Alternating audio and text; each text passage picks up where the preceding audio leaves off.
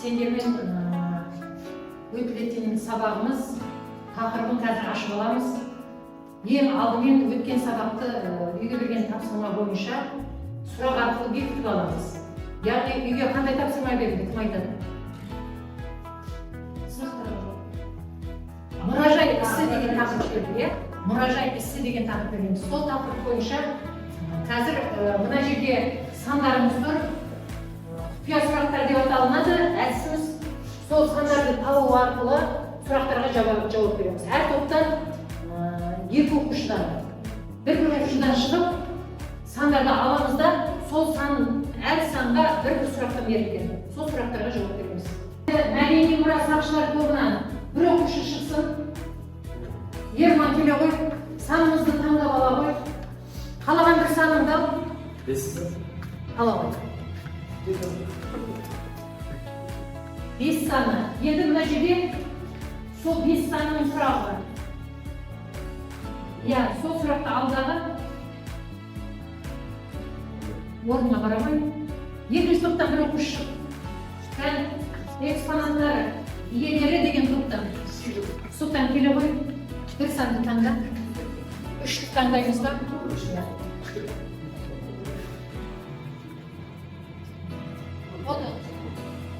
Соның артында сұрақ бар.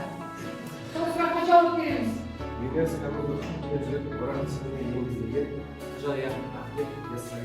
ЮНЕСКО-ның дүниежүзілік мұра несіне енгізілген қай кесене екен? Қожа Ахмет Яссауи кесенесі. Жақсы. Отырамыз дейік. Сұлтан, сұрағымыз қандай? Мұражайлардың қандай түрлерін білесіңдер? Иә, мұражайлардың қандай түрлерін білесіңдер? Мұражайдың үш үлгісі бар, академиялық оқу ағартушы. Сен айтыңызшы.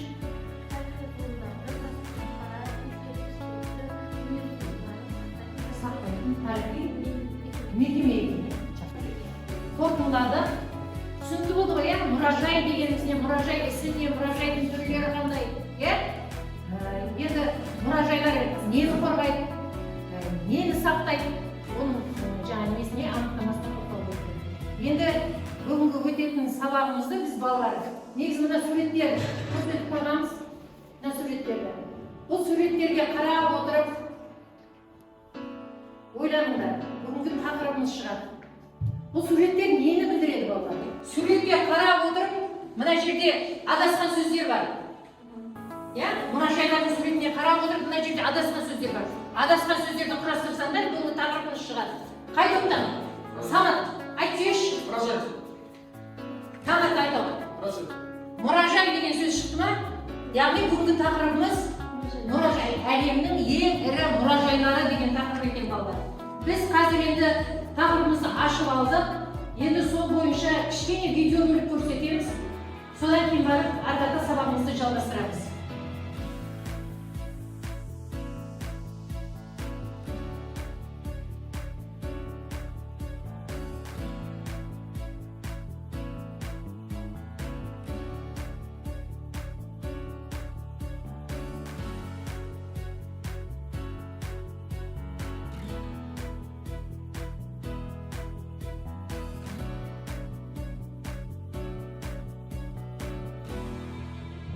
Сөйтіп мына жердегі мұражайларды таңдаймыз, сол мұражай бойынша қорғап шығасыңдар.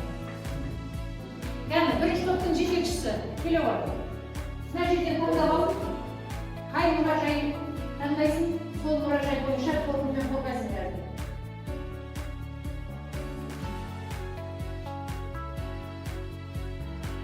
Бұл мұражайлар қандай мұражайлар?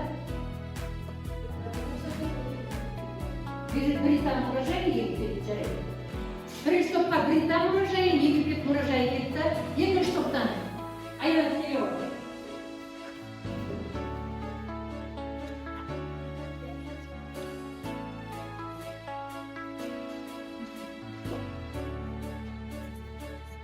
Мұражайы кетті.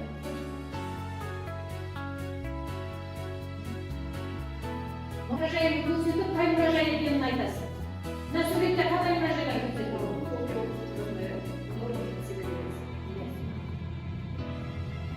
Токио мен Валериясын екінші топқа кетті.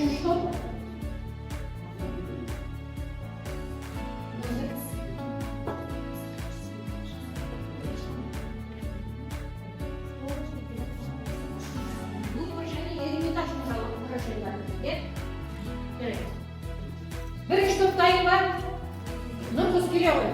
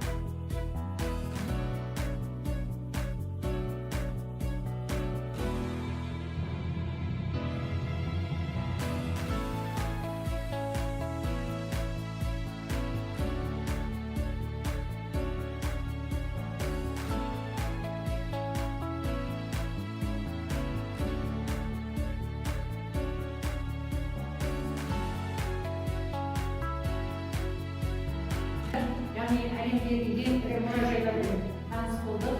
Үш топтың оқушылары да әлемнің ең ірі мұражайларымен таныстырып өтті. Яғни Эрмитаж, Лувр, Мысыр мұражайлары бәрімен қалада болынды. Енді біз соны қазіргі өмірмен байланыстыра отырып, өзіміздің елімізбен байланыстыра отырып, бүкіл дүние жүзіндегі Эрмитаждарды таныдыңдар, жаңағы мұражайларды таныдыңдар. Енді біздің өзіміздің Қазақстанның ең ірі мұражайларымен таныстырып, сендерді сонымен хабардар ету үшін бір оқушы шығып, осы өзіміздің еліміздегі мұражайлар туралы баяндап берсін. Қай топтан? Талшын айта ғой, яғни бұл біздің еліміздегі, Қазақстан жеріндегі ірі мұражайлар туралы таныстырып өте отыр.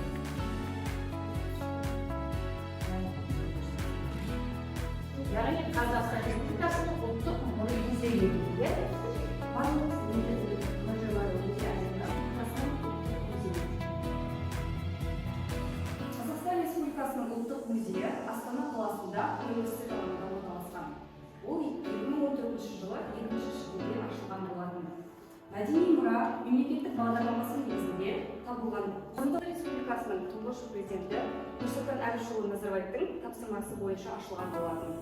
Осылай, Қазақстан Республикасының үкіметі 2014 жылы 2 шілдеде Қазақстан Республикасының мәдениет министрлігі Қазақстан Республикасының ұлттық музейін құру жайлы номері 675 жылы қаулысында айтылған болатын.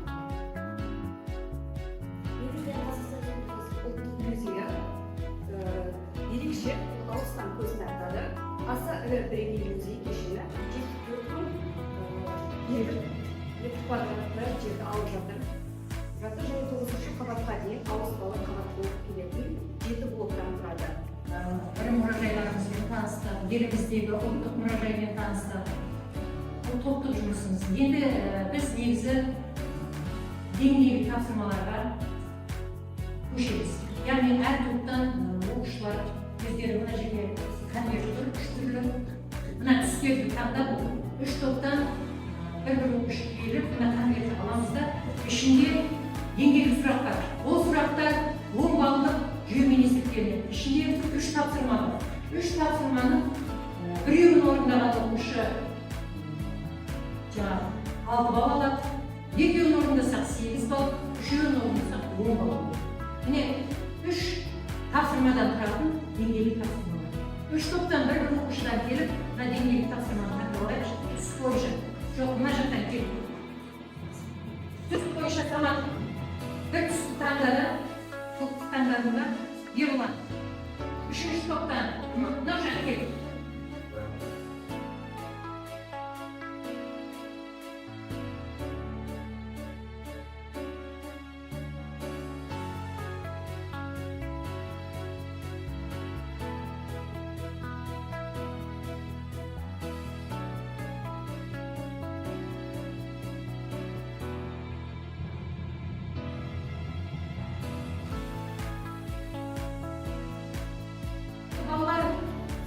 Кейінгі тапсырмамыз бітті деп ойлаймын. Барлығымыз дайын екенбіз. Бір іш, әр топтан бір көшбасшы тексеріп болдыңдар ма?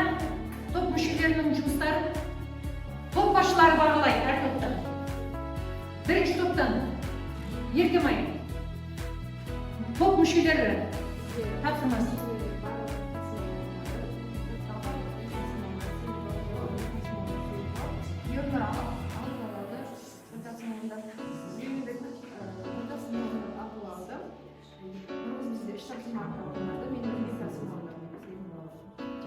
Бізден талшын үштен келген тапсырманың барлығында 10 бала алдым, ал Самат екіден келген тапсырманың 8 бала. Ал Сұлтан тек бір ғана деңгейде алды, 6 бала. Топ мүшелерінің тапсырмаларын тексерді, енді бағалап жіберді.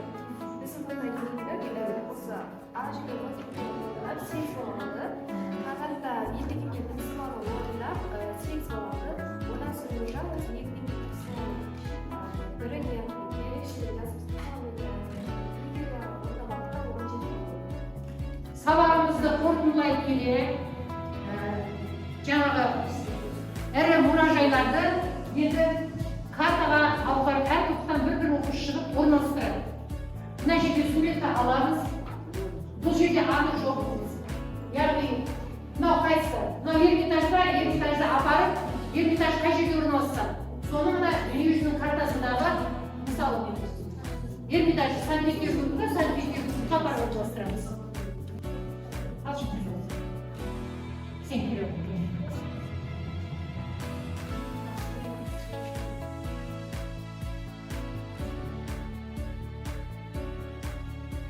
Hay muражай.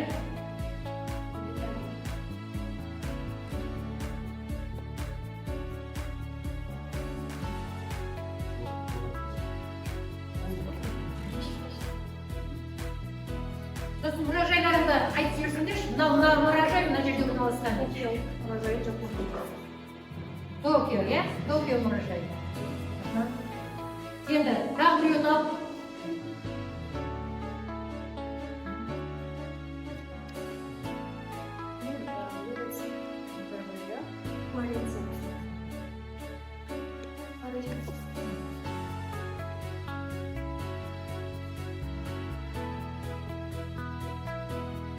Енді мүлдім соңғы мұражайларды орналастырамыз.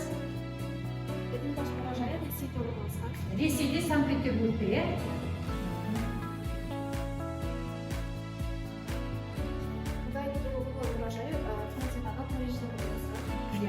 Мына жерде. Франция. Париж үшін. Европада, иә? Жақсы. Енді қорытындылады. Мынау сендердің қазір сендерге жеңгендік киме деген кері байланыс беру үшін осыны берем, осыны жеңгендік кимені маған әр топқа таратып берем, бояп бересіңдер. Өте жақсы түсіндім деген жасыл түспен, орташа түсіндім деген сары түспен, түсінбедім деген қызыл түспен боясыңдар.